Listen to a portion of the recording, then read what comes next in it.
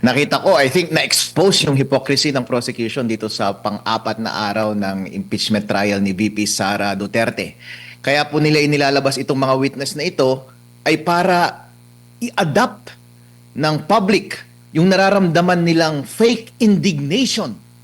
Akala kasi nila meron daw misbehavior si VP Sara Duterte at indignant sila sa kanilang ginawa at kinukumbinsi nila ang taong bayan na i-espouse yung sariling feeling na iyon. Kaso nga lang, na-reveal kanina sa kanilang investigasyon, hindi pala sila thorough kasi pinapalabas nila na yung sarili nila ay napakabanal at napakabanal yung proseso nila ng pag-iimbestiga ng supposed misbehavior ni VP Sara Duterte. Pero yung paggawa pala nila ng trabaho ay hindi diligent.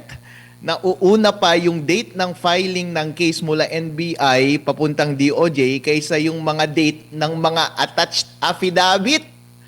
Tapos ang daming typo. Tapos yung mga question na tinatanong sa mga witness, limitado lamang, targeted lamang doon sa statement ni VP Sara Duterte pero hindi pinakita yung buong context. Tapos yung timing ng investigasyon nila ay sakto nung nagkakaroon ng Quadcom hearing and since November pa naman pala yung supposed acts. Ayun po, doon po nakikita na kung talagang napakabanal ninyo, prosecution, hindi ba dapat good faith yung pagpapalakad ninyo ng investigasyon? Hindi ba dapat the moment na nagkaroon kayo ng first recognition ng case, dire-diretso na dapat yung investigasyon at kung ano yung genuine na investigasyon ay lumabas dapat kung anong totoo. Sa NBI po, usually 60 days lang sila nag-iimbestiga. Pero nangyari yung supposed act late 2024. Pero filay lang nila more than 60 days na February, itinaon nung Quadcom. Tapos yung mga date ay typo daw kung saan and close siya masyado doon sa Quadcom hearing. Hindi siya coincidental nung nangyari yung supposed investigation nung November and December. Tapos yung mga form nila, question and answer at saka mga affidavit, templated. In other words, mukhang minadali yung documentation at yung supposed na ginawang investigation around late January and February para tumaon nung February Quadcom committee hearing para sabay-sabay yung paninira nila ng pangalan ni VP Sara Duterte. Tapos tingnan po natin, at that time, isinampa na daw nila sa DOJ. Pero hanggang ngayon, bakit hindi pa sinasampa ng DOJ yung case sa court? Hindi po ba? Meron lang po, ayon sa rules ng DOJ, 60 days, tapos pwedeng extend ng 30 days. Mahigit 1 taon na po. Bakit hindi nyo pa sinasampa sa korte yung kaso kung totoong may kaso kayo? Ang lumalabas po ngayon ay itinaon nyo lang yung supposed NBI investigation at DOJ investigation around the time na sinisiraan nila si VP Sara Duterte. Nagmoro-moro sila, nag-imbento sila ng supposed na investigasyon, ipinapakita nila na napakabanal ng kanilang cause, wala naman palang maayos na ginawang investigation. And besides, hindi naman maganda yung mga case wala naman siyang na-establish na case. Dalawa po yung case na sinasabi niya. Una po sa lahat, anong grounds mo doon sa impeachment ang ginagamit para impeach si VP Sara Duterte? Kasi ang nakalagay lang doon ay other high crimes, betrayal of public trust, graft and corruption. Sabi nila betrayal of public trust. Pero ang paraan nila na i-prove yung betrayal of public trust ay magpo-prove sila ng 2 crime. Grave threat at saka inciting to sedition. Pero bakit may papasok sa betrayal of public trust kung nagpo-prove ka ng crime? Hindi ba dapat ipapasok mo yan sa other high crimes? And since hindi mo pinasok sa other high crimes, inaamin mo na hindi talaga siya high crime. And ordinaryong krimen lang ang gusto mong patunayan. Pero it begs the question, kung ordinaryong krimen lang yan, bakit hindi ginawa na lang ng konstitusyon ng impeachable offense ay all crimes in general? Bakit mo ipipilit under the category ng betrayal of public trust? Okay. Ngayon po, kapag gusto nilang i-prove yung inciting to sedition, ay mali po yung sinasabi ng witness.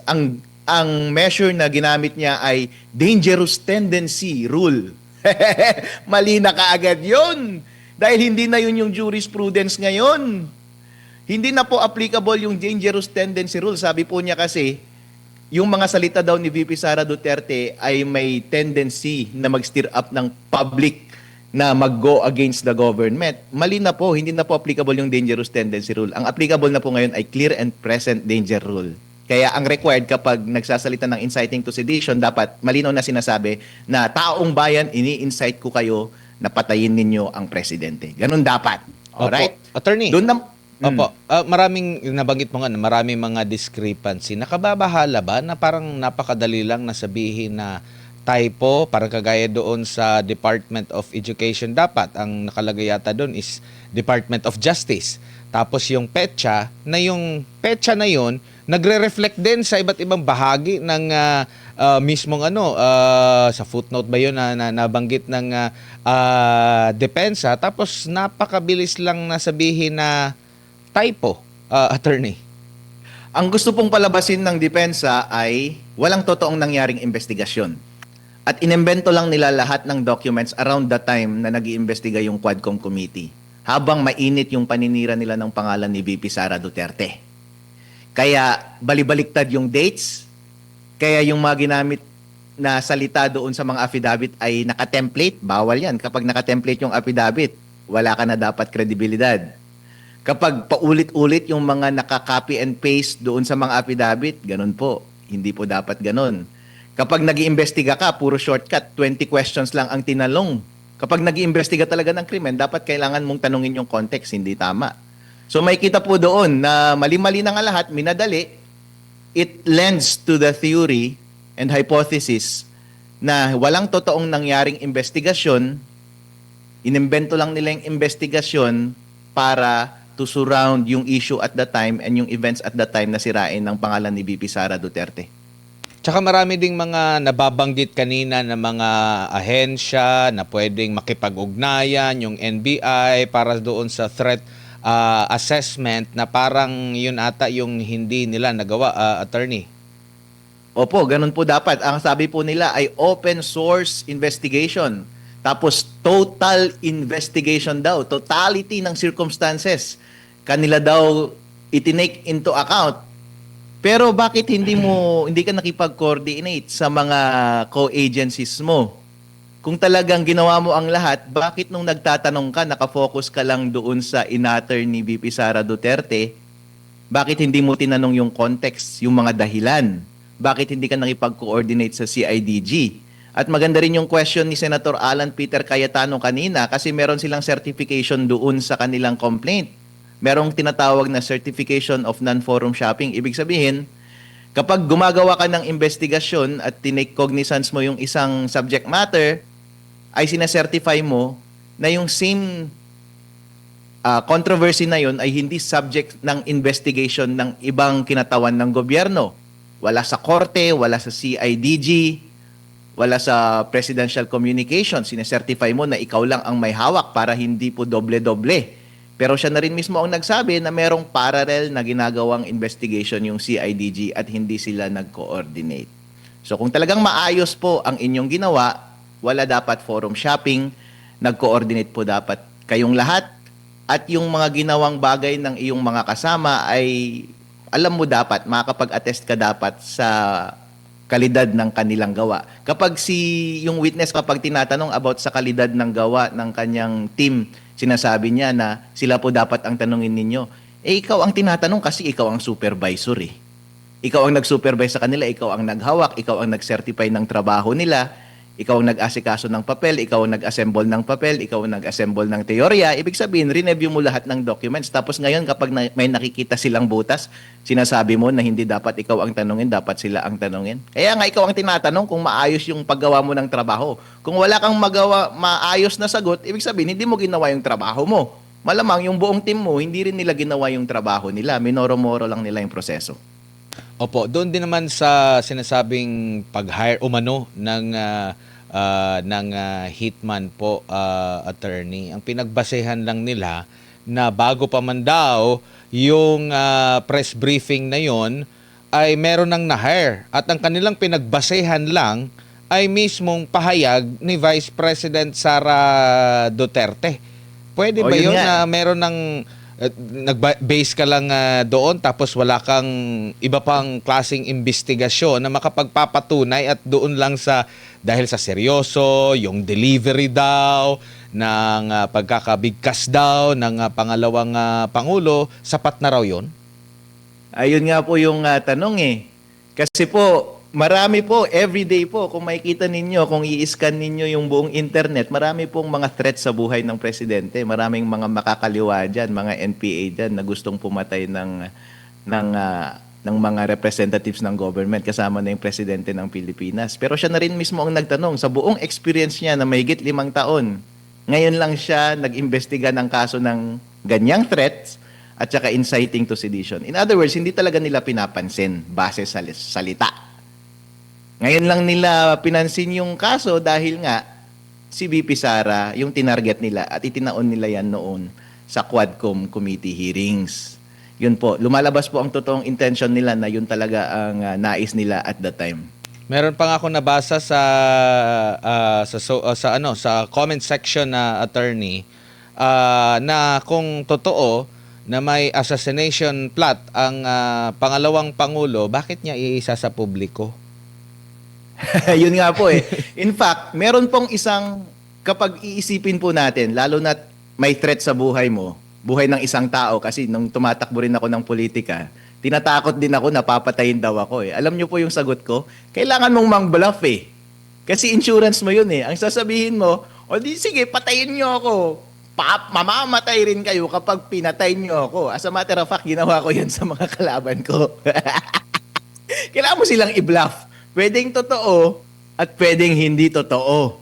Pero that's one way of regulating kung meron silang masamang balak sa'yo.